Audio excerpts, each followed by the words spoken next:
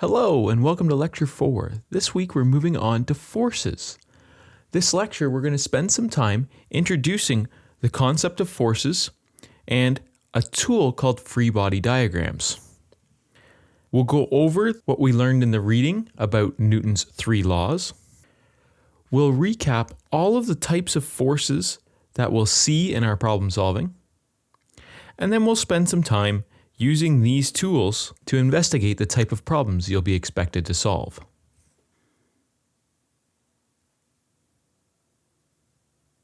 In physics, when we say force, we are trying to describe a quantity that's going to help us understand how objects interact with each other. In nearly all of the concepts that we investigate later in the course, forces will play a key factor. In their most simple consideration, forces can be considered as a push or a pull that influence motion in their direction. No matter the type of force, whether it's a push or a pull, they will be considered as a vector, and as such, they will have a direction and a magnitude that we will measure in newtons. This unit, the newton, represented with a capital N, is the amount of force required to accelerate 1 kilogram at 1 meter per second squared. This means we can convert newtons by thinking them as 1 newton is equal to 1 kilogram multiplied by meters per second squared. If you want to get an idea for what a newton feels like, you can find some change in your house. And if you happen to have 23 quarters or 14 toonies, if you hold that in your hand, that is exerting 1 newton of force on your hand. If you don't have that much change lying around, and you happen to have a scale that's accurate down to the gram, you're looking to hold on to a mass of 101 grams, and that will tell you what 1 newton feels like. I want to share with you a little bit more contextual understanding. In the universe, we can look at forces as being one of 4 fundamental categories. The first of the fundamental categories is gravitational forces. Gravitational forces describe the attraction force between any 2 or more bodies with mass. The second of the 4 fundamental force categories is the electromagnetic force. These are the attractive and repulsive forces between charged particles. As we get talking about the types of forces we will deal with, many of them are electromagnetic. The next type of fundamental force is the weak nuclear force. The weak nuclear force is responsible for the decay of atoms into other atoms. And the strong nuclear force is responsible for keeping subatomic particles like quarks near each other. As we move from left to right through those 4 forces, it is likely that you would have less and less reason to experience or understand or work with the category. And currently, in leading-edge physics studies, theoretical physicists are trying to describe and define a theory of forces that would unite these 4 fundamental forces.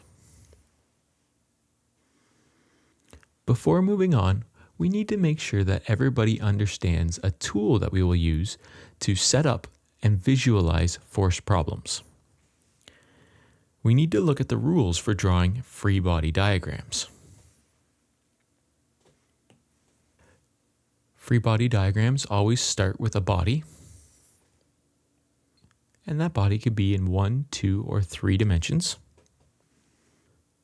And your drawing needs to include an positive axis. Because you get to choose which way is positive in your problem, it's very important to communicate that choice to your readers. This is simply done with a compass rose. So you can see here a axes defining positive x, positive y, and positive z. While many of our studies in physics will use right-hand rules for the axes, you must be aware that it's possible to have a setup with a left-hand rule, which would have z pointing the other direction for positive. And the last thing we do is sketch on our vectors to represent our forces we are interested in. There's some rules we need to follow when sketching our vectors. First, we only draw on forces that act on this particular body. We represent forces as arrows in the direction of the force leaving the box. So we see vectors going right, left, down, up, into the page, and out of the page. Note that sometimes the convention used to describe into and out of the page will look like a circle with an X, which would represent an arrow going away from you. The X shows you that you see the tail of the arrow. And a vector coming out of the page would be a circle with a dot trying to represent that you are looking at the point of the arrow coming towards you. And while we are considering these as sketches, not scale drawings, the length of the arrow should be proportional to the magnitude of the force. With all of this information on our sketch, free body diagrams will help us to identify whether there's a net force in any particular direction.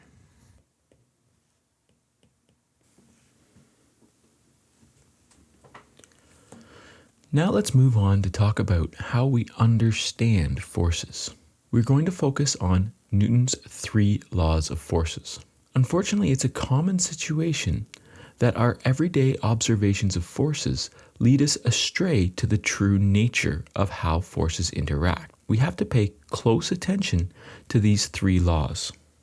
In a very brief summary of the 3 laws, Newton's first law tells us that motion is changed by forces. Newton's second law helps us to calculate and predict the amount of change that forces will cause. And Newton's third law helps us to understand all forces interacting on separate objects. Now we'll look at each of the 3 laws in more detail. You read about the first law in your textbook. You've seen the official definition of the law and a translation of it. And I want to provide another interpretation. Without a net force, objects at rest will stay at rest, and objects in motion will stay in motion. As your textbook pointed out, it is rare for us to see any object without a force operating on it. This means that it's really rare to see an object without a net force acting on it. But I need to emphasize this point several different ways. In complete absence of a net force, there will be no acceleration that the object experiences. Our difficulty here is that we often see that an object with a velocity will slow down eventually, and we assume that that object has no net force. The reality is that the object that's moving will have an unseen force of friction working on it, which means that there is a force acting and pulling the object slower. To understand how much the object's motion will change, we need to use Newton's second law. Newton's first law told us that a net force will change an object's motion. Newton's second law helps us to understand how much it will change the motion by. So Newton's second law gives us the sum of all the vector forces acting on an object is equal to the mass times the vector acceleration of the object. Let's make sure we are clear on what all of these variables are. So the large Greek character here represents sum, so it means to add up everything. And because it's attached to the F with a vector overhead, it's saying summation of vector forces. Because these are vectors, it means we will have to do this summation based on the components of each vector. The F here is representing all of the forces acting on the body. So we can see that a free body diagram helps us get an image of which forces we need to be considering when we go to do the calculations using Newton's second law. The M represents the mass of the object, and we'll talk a little bit more about this in a couple of slides, but the mass is the measure of a body's ability to resist a change in motion. It's really important to recognize that our net forces influence acceleration, so the change in velocity. This fact leads to some of those conceptual misunderstandings that we've experienced in our previous chapters. You will experience some questions on the assignment that try to expose this misunderstanding. Take a second to consider the nature of the relationship between these quantities. Force and acceleration are directly related, so more force means more acceleration. Similarly, the more mass you have means the more force you need to create the same acceleration. And think of that more mass will mean less acceleration. So mass and acceleration are inversely related. All of these details will become useful when we move on to solving problems that involve forces.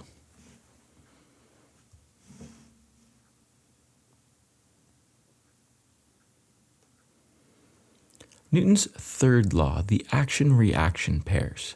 To every action, there is an equal and opposite reaction.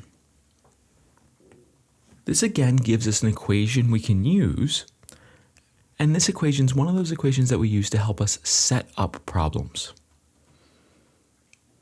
So again, let's examine how our notation works here. So we have two vector forces, which means direction matters. And we're using our notation here to say the force from A acting on B.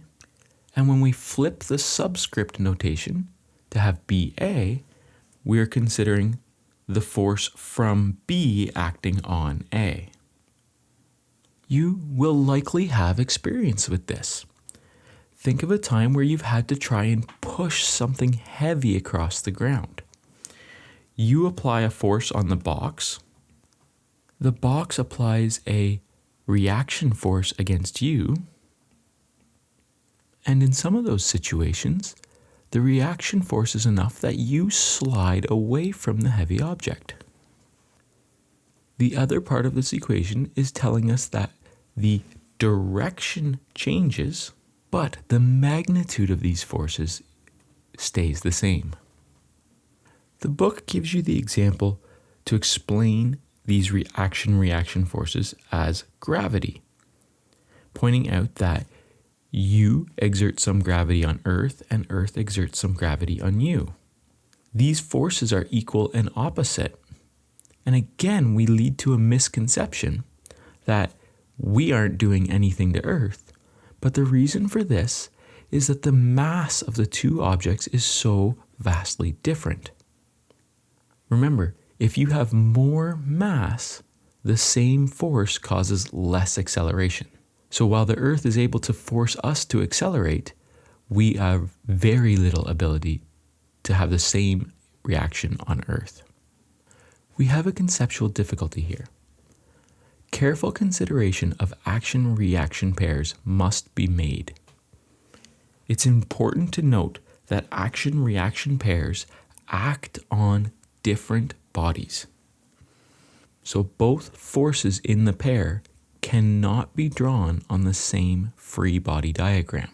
The force that A applies to B, so the force that you apply to the Earth, would be drawn on the free body diagram for the Earth, and the force that the Earth applies on you, or the force that B applies on A, would be drawn on the free body diagram representing you. You must keep this in mind anytime you're asked to identify action-reaction pairs.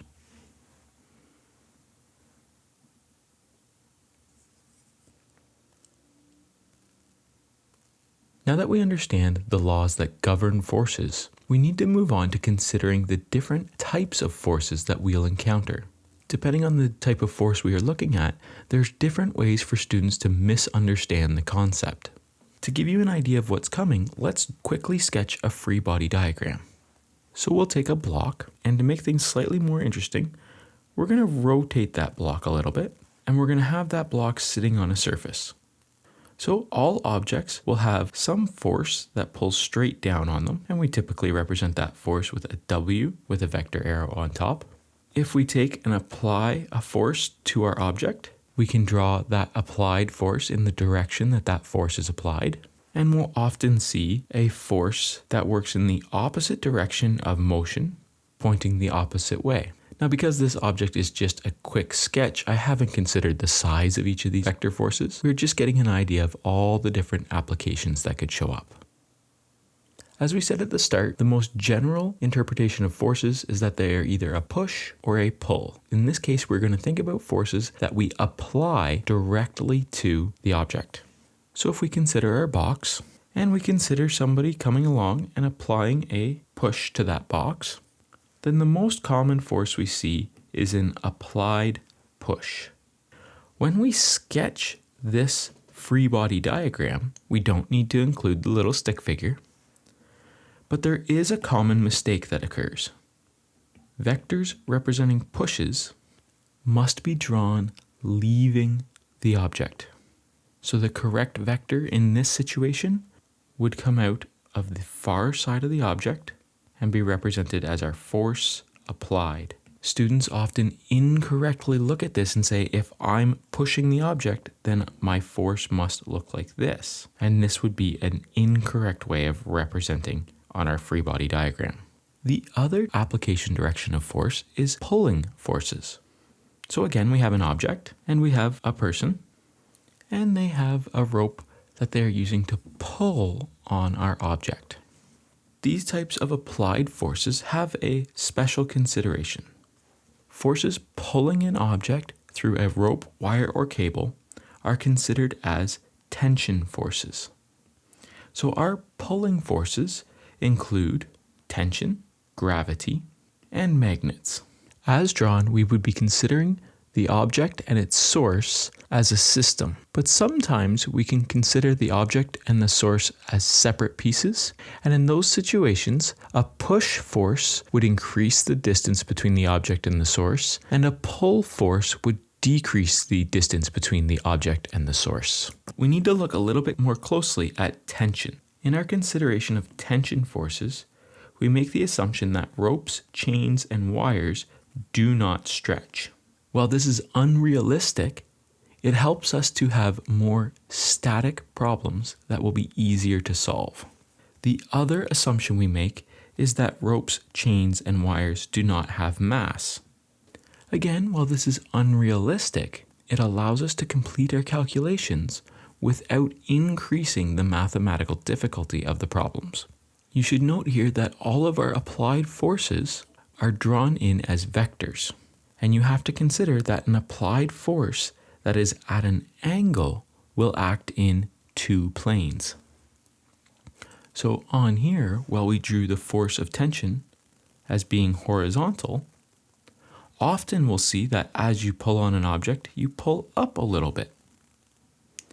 Similarly, that while we showed the force applied as a push as being horizontal, often what happens is you even push down a little bit on the box as you push. If your force is said to be applied to the box, you can assume horizontal until you're told an angle. Whether or not they're a push or a pull, we often think of the applied force as the motivating force behind any motion, and then begin to consider all the other forces that apply to calculate the net force. One of the other special pull forces that we talked about was gravity. When we talk about the force due to gravity, in physics we give it a special word, weight. Because we are considering weight as a force, it is measured in newtons. This is one of the areas of physics where you're essentially learning a new language. Your everyday usage of the word weight is incorrect for the application in physics. When you step on a scale and get a value in pounds or kilograms, you do not weigh that much, you have that mass. Scales are essentially conversion tools that convert the force of gravity that you're applying to it into a reading of the amount of mass you have. The other thing to try to keep straight in your head is that the force due to gravity is not interchangeable with the acceleration due to gravity. Remember from projectile motion that the acceleration due to gravity is represented as g with an arrow over top and is 9.80 meters per second squared down. Whereas the concept we're talking about here, the force due to gravity, is represented as the weight, w with an arrow over top, and can be calculated as mass times acceleration due to gravity. Weight points straight down. So the direction of this vector will be that the gravity acts on the center of mass of the object and always points towards the center of Earth. So this calculation is set up to tell us the amount of force the mass of Earth exerts on the mass of our body. And to calculate that, we will need to have the mass of the body and the acceleration due to gravity near Earth. So again, we have a common misconception here. Even though the body is stationary, g still applies. Whenever we have a stationary body, so we have an object sitting on a surface, that object still has a weight. So even though it's not possible for this object to move downwards, we still use that acceleration due to gravity to calculate the magnitude of that weight. You have to work really hard to get over your habit of saying, I weigh so many kilograms. Your mass, measured in kilograms or pounds, will stay constant no matter where you are in the universe. But your weight, referring to the force due to gravity, will change based on which planetary body you are close. So your mass on Earth is the same as your mass on the moon. But because the Earth is so much larger, the acceleration due to gravity is 9.80 meters per second on Earth, and it's something like 1.62 meters per second squared on the moon. So while your mass is the same in both locations, your weight will be vastly different. The next type of force we look at is the normal force. To try and help you keep straight in your head what the normal force represents, I like to think that the normal force keeps your world, well, normal. This is the force that exists so that you don't just pass straight through your chair, and your laptop's not just going to pass straight through your desk. You can feel in your backside that the chair is pushing up on you a little bit, and that is you feeling the normal force the chair exerts on you. So again, let's consider where the normal force applies. We'll draw an object on a surface. Because this object is in contact with the surface, it has a normal force. And we represent the normal force with an F and a subscript capital N. The normal force is purely reactionary, which is a way of saying that the normal force will change in magnitude to ensure that there is no net force between the object and the surface. So with no other applied forces, the normal force would be equal and opposite to the weight. However, in a more dynamic situation, where we start with a weight and a normal force, the normal force and the weight are equal and opposite. But if we begin to apply a tension force, note that the normal force will shrink as we apply more. Again, the normal force will only exist enough to ensure that there is no net force perpendicular to the surface. The normal force will always act perpendicular to the surface. There was one last type of force that we listed on our previous free body diagram. When two objects are touching, there's a force acting between them other than the normal force. This is the force due to friction.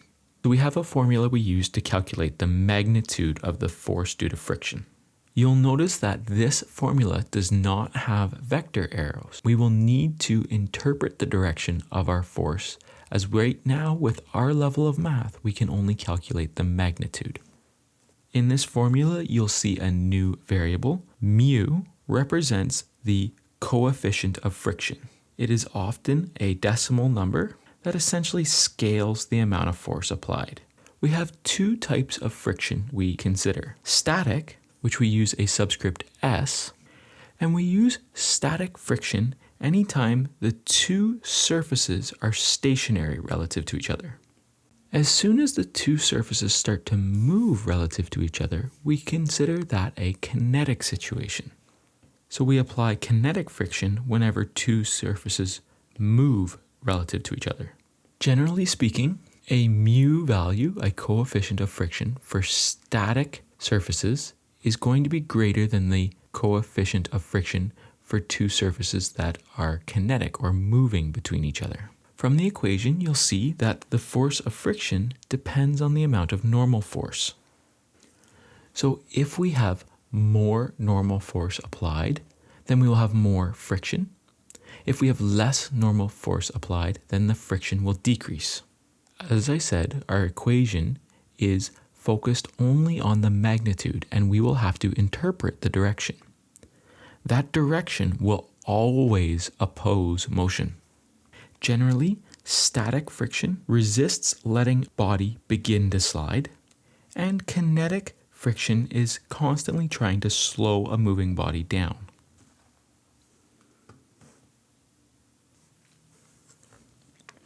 There's one last type of force that we need to talk about. We're going to talk about the forces that apply to springs. Our understanding of spring forces are defined by Hooke's law, and Hooke's law can be represented with this equation. The force of a spring is equal to the negative of the spring constant multiplied by the displacement from equilibrium. Spring forces are thought of as restorative forces, which means they react to how far they've been stretched away from their equilibrium point. So if we consider a spring with an equilibrium point, if we compress that spring, meaning that we push on it to shrink the distance of the spring, as we push in on that spring, the force tries to push back against us to bring the spring back to its equilibrium point.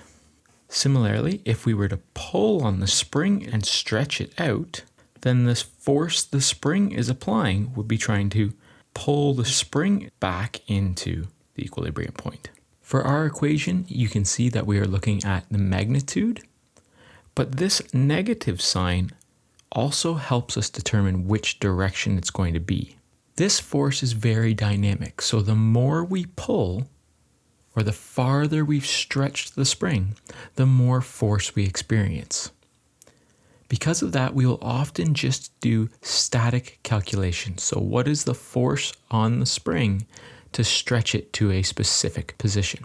Earlier when we talked about tension forces, we mentioned that we think of wires, strings, and cables as not stretching. If they did, we would have to consider them as if they were a spring. For any given material, the spring constant changes. And while we won't consider this property, each material has a limit to how far it can be displaced before Hooke's law no longer applies, as in we've broken the material and it will not try to return to its equilibrium point.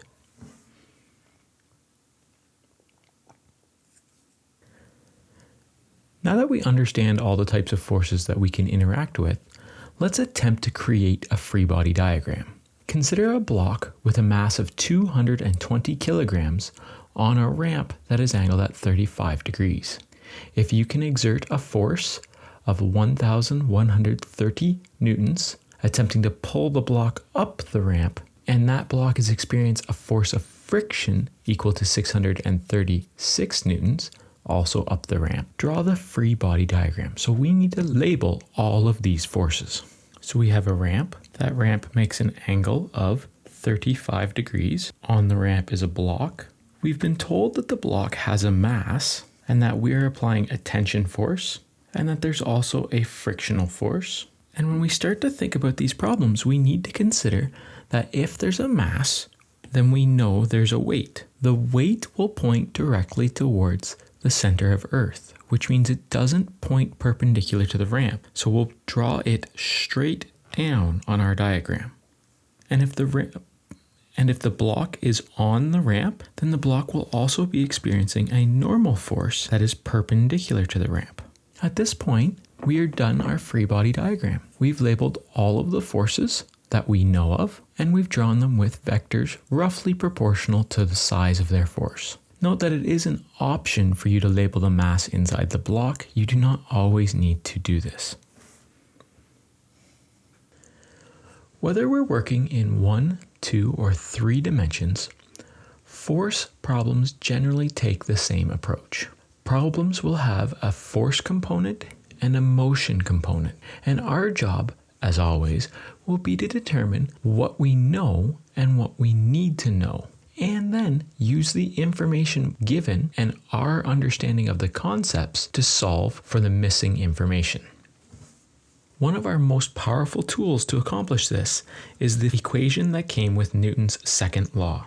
This is again an equation, so it follows our similar rules. If we know any 2 quantities, we could find the third. So as it is, if we know the mass and acceleration of the object, we can calculate the net force required to cause that motion. But with rearrangement, if we know the force applied and the acceleration, then we can reverse engineer the mass of the object. And yet another type of problem is that if we know the force applied and the mass of the object, we can determine the acceleration effect. The fact that the acceleration and forces are both vectors means that we have to consider them in their components. This means that we could have a net force in the x direction while having no net force in the y direction. When it comes to solving problems that involve forces, there is a major common misunderstanding. You must keep in mind that constant velocity means no net force. This is not the same statement as saying constant velocity means no force. When we are solving situations, we are using our knowledge of the forces that are applied to determine the acceleration of the object. We can then take the acceleration of the object to go on and solve a kinematics problem similar to the ones we saw in lectures 2 and 3. Let's look at solving a few examples now.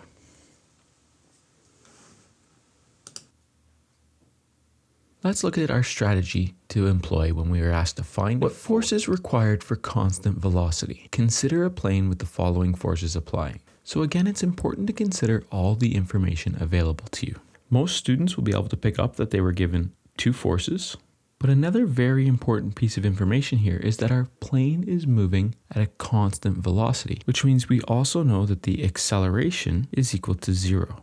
So if we're required to find force number 3, our approach should be that if acceleration is equal to 0, then net force is equal to 0. And remember, we need to work in each component separately. So let's break our problem into 2 parts. We need to think of the x direction and the y direction.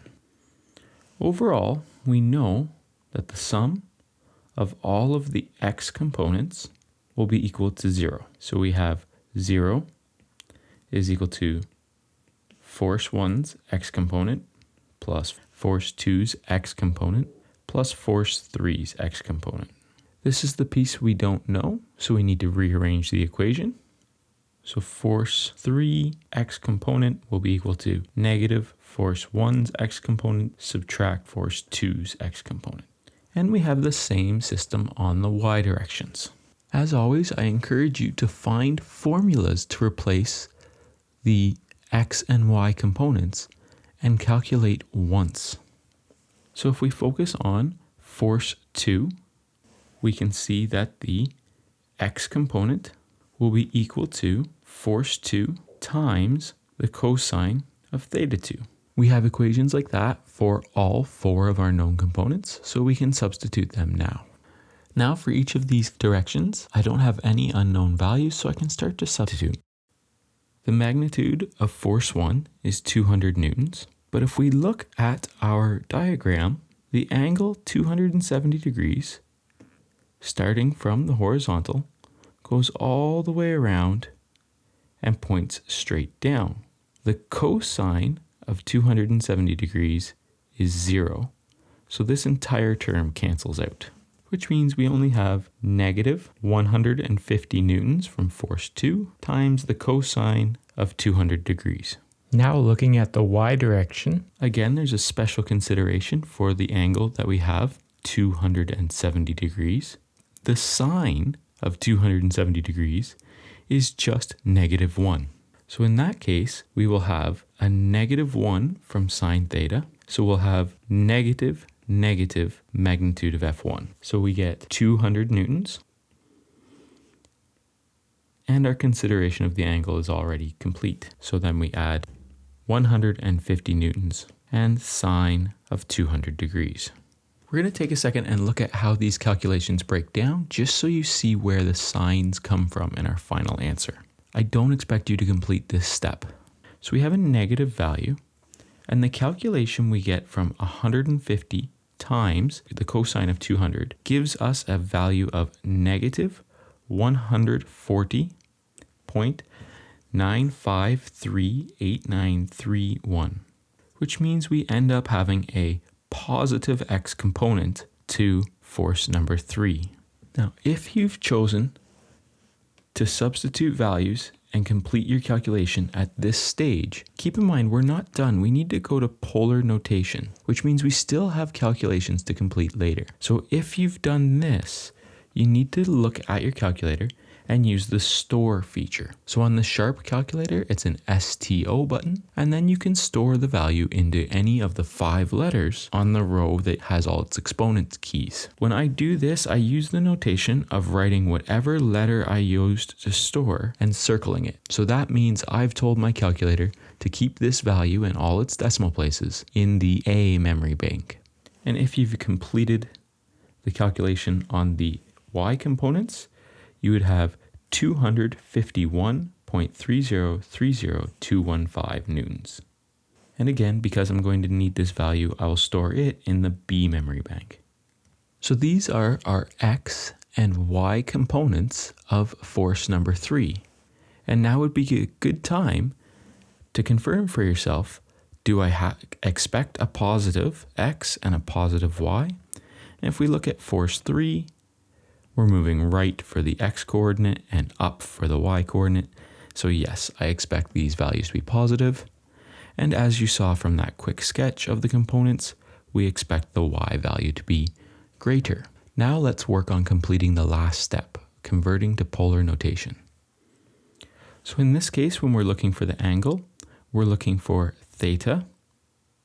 And we know we calculate that from tan inverse of force 3's y component divided by force 3's x component. And I should be more specific that this is theta for force 3.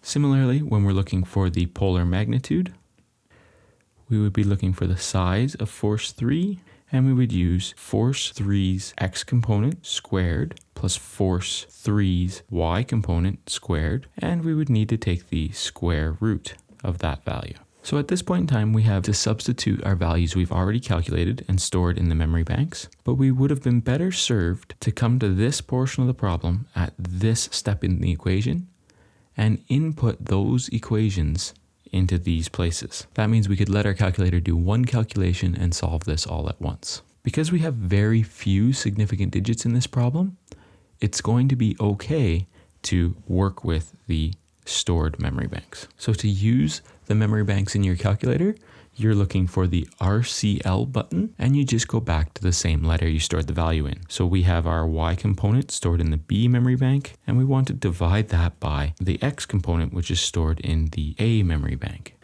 So when we plug these values into our calculator tells us that this is 60.712 and a whole bunch more information degrees. And we'll just answer to the whole degree here. So we have approximately 61 degrees. On the magnitude side, we again would just recall the values that we want. So this is the memory bank A, make sure that it gets squared, added to the memory bank B, which also needs to be squared. And we need to take the square root of that entire statement. And our calculator should tell us 288.134. We don't need any more information than that. Newtons, which is approximately 288 newtons. So the third force required for constant velocity would be approximately 288 newtons at an angle of 61 degrees.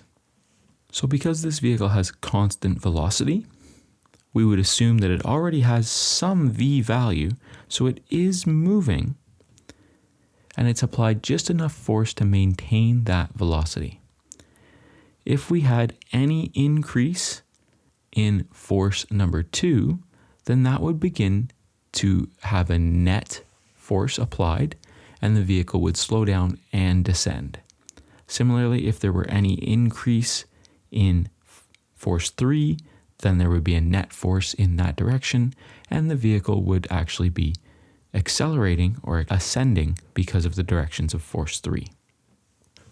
The second problem we're going to look at asks us to describe the motion of the block we used in our free body diagram example. So let's pull up our free body diagram.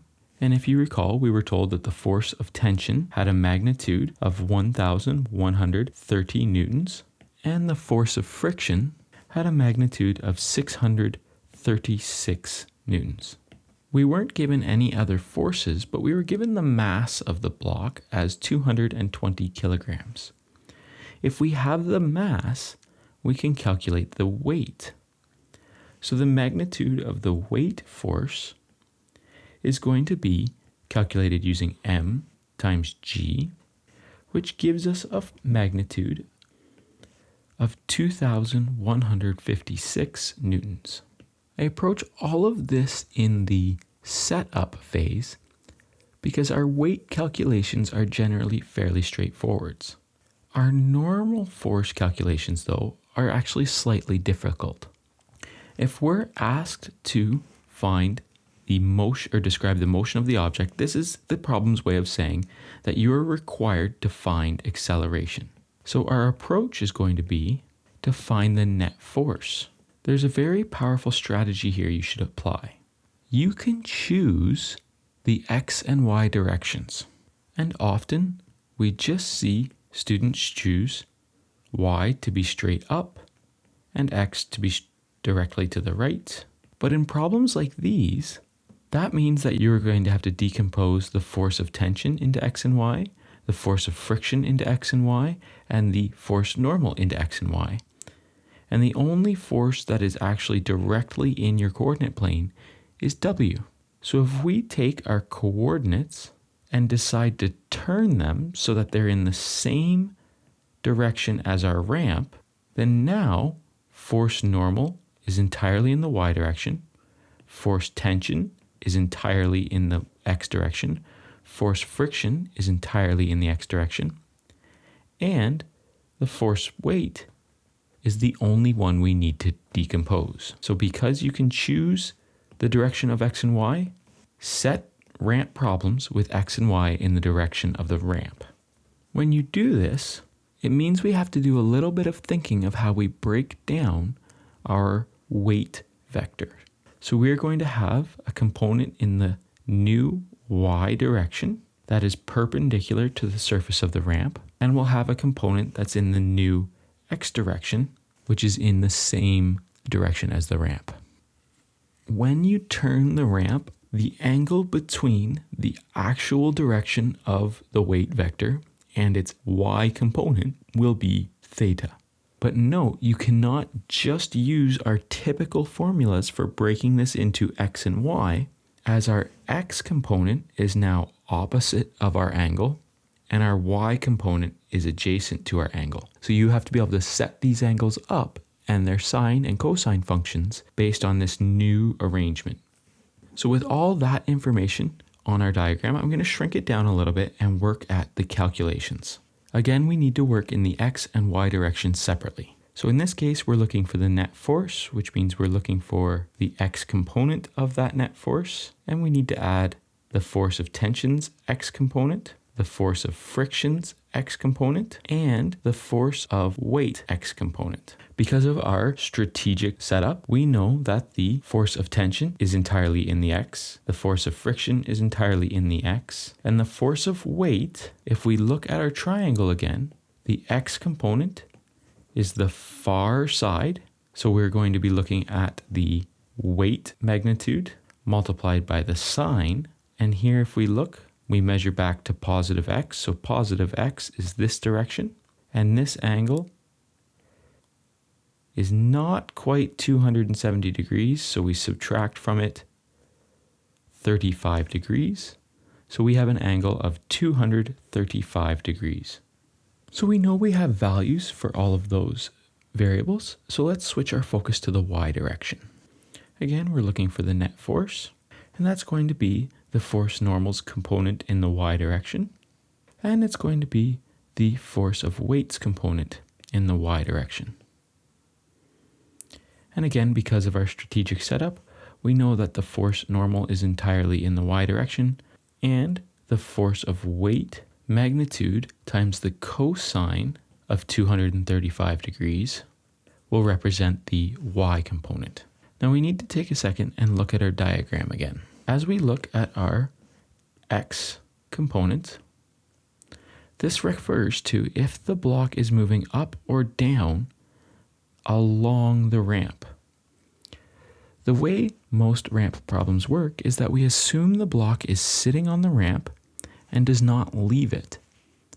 So because the normal force is entirely a reactionary force, we can make the assumption that our force normal is equal to and opposite direction of the force weight's y component.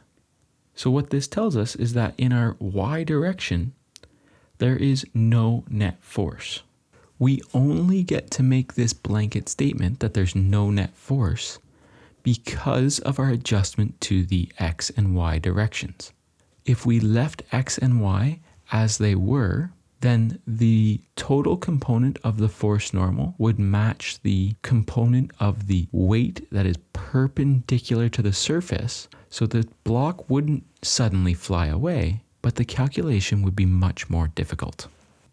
I'm going to revert to my standard approach for solving these problems where we substitute equations, not values, and now we're going to move on to the portion of the problem where we attempt to solve for the motion. Because we know that our entire net force will be in the x direction, that means that we do not have to consider the y direction anymore. But when we're describing motion, we need to use the equation F net, the sum of all of our forces, is equal to mass times acceleration.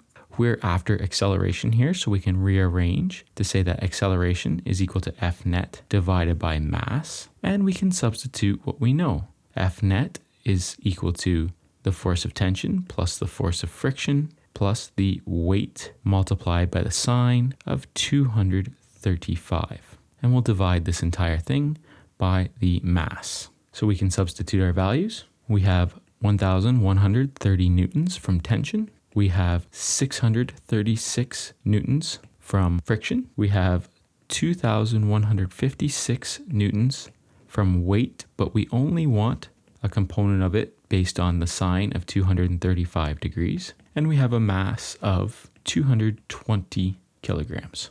Now, if we plug all of this into our calculator, we get negative 0.000417306. And we can do some work to look at our units, and if we have newtons plus newtons times by, remember that when you take the sine of an angle, you actually have no units left. So the top is all newtons, and we're going to divide by kilograms. So looking at our dimensions, we have newtons divided by kilograms, which at first glance doesn't seem to make a lot of sense. But remember, the newton is a kilogram meter per second squared. So that means we are going to cancel out our kilograms and kilograms, and we're only left with meters per second squared, which is good because those are our units of acceleration. But that number may still seem odd to you. So let's go back and break down what happens in this calculation. If we look, we have two values for newtons that we actually know. So if we add those together, that's 1,766 newtons. And I'm going to calculate the third force component there, 2,156 times the sine of 235 degrees. And you'll see that that value becomes negative 1,766.09 and a bunch more information, newtons. Remember, if you're looking at this angle, we have positive x here, we have 235 degrees here, which means the component of our weight in the x direction is negative. Obviously, our weight vector was not drawn to an appropriate scale here, but it does help us see that there's a lot of force pulling down the ramp to offset that large tension and friction force that we had. One thing that's important to mention here is that when we look at problems next week where we're asked to determine the force of friction, it may have been difficult for students to recognize friction would be pointing up here. So one of the things to think of is friction is a reactionary force. It tries to oppose first motion beginning and then motion continuing. So if we look at this situation with an acceleration very nearly zero, we could say that this object has constant velocity. Because friction always opposes the direction of motion, we can infer that this box is trying to move downhill, which makes sense because the box has a very large component in that direction from its mass, and the tension itself is not enough to offset that weight. So the friction here is actually helping the person stop the box from sliding down the ramp. The only thing we have left to do to complete the problem is to round to say that this is 0 meters per second squared. And our statement says that the box would have a constant velocity. And because of the direction of the force of friction, we can't really say for certain that the box is at rest, but we know that it is either at rest or sliding down the ramp.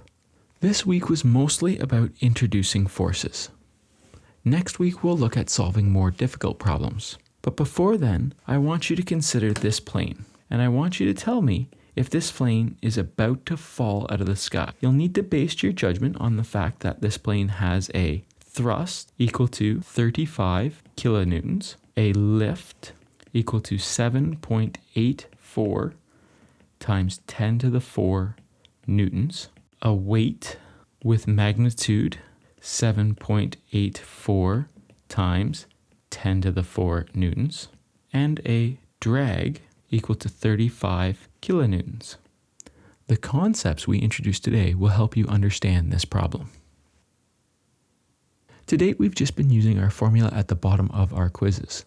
At this point, I'm going to introduce you to your formula sheet. The front side of the formula sheet will have the formula you've already seen, plus the new ones we introduced this week. You are permitted to have this formula sheet with you for all 3 tests and every quiz. It's important that you print a copy off and have it available to you while you're practicing your questions, and that you have a clean copy with no writing on it available to you for your quizzes. As the semester goes on, we'll introduce formula sheets 2 and 3 as we get through our topics that we will use on tests 2 and 3. Note that our formula sheets will be cumulative, which means you will be allowed to use formula sheet 1 for all 3 tests. You'll be allowed to use formula sheet 2 for tests 2 and 3, and you'll be allowed to use formula sheet 3 for test 3. Each week that a formula sheet is introduced, you're allowed to use it starting that week on the quiz.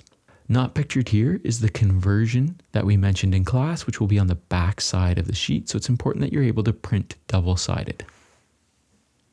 Again, recapping this lecture, we introduced forces. We focused on using Newton's 3 laws to define our understanding. We also talked about many different types of forces we consider applying. We introduced the free body diagram, which is a method to help us visualize all the forces acting on an object. And we tried to take a systematic approach to solving force problems. We looked at just 2 types of problems: given all the forces, describe the motion, or given information about the motion, describe all the forces. Next week, we will start to add more dynamic problems where we determine how the body moves after a force applied or while a force is applied. This material will be on your quiz this week, so be sure you've prepared. And this will also be the last new material that goes on test number 1. And if you have any questions, feel free to email your professor.